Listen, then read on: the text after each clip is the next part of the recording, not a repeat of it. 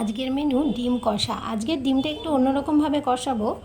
তার জন্য আমি দুটো ডিমকে আগে সেদ্ধ করতে বসিয়ে দিয়েছি, আর এই সেদ্ধর ভিতরে একটু ফেলে দিয়েছি লবণ, কারণ ডিমের খোসাটা যেন তাড়াতাড়ি ছেড়ে আসে। আর একটা বাটিতে আমি জল গরম করতে দিয়ে দিয়েছি।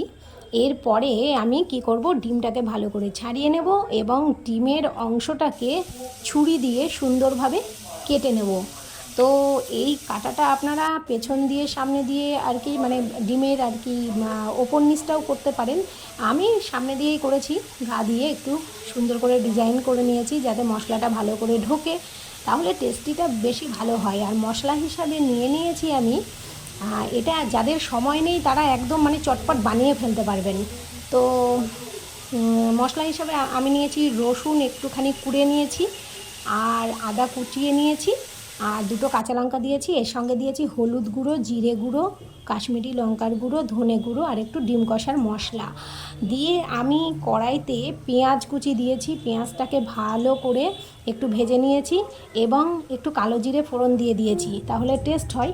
আর তারপরে মশলাগুলো একটু জল দিয়ে ঢেলে দিয়েছি, ঢেলে ভালো করে কষিয়ে নিয়েছি।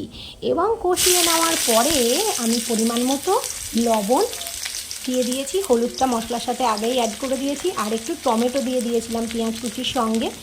যখন এটা একটু সেদ্ধ হয়ে এলো তখন আমি ডিম দুটোকে দিয়ে দিয়েছিলাম। ডিমটাকে ভাজিনি, আমি এমনিই দিয়ে দিয়েছিলাম এবং দেওয়ার পরে ভালো করে কষিয়ে নিয়েছি। কষিয়ে নিয়ে একটু গরম জল অ্যাড করেছিলাম যাতে একটু মাখো মাখো হয়, তারপরে নামিয়ে নিয়েছি। দারুণ খেতে হয়েছিল।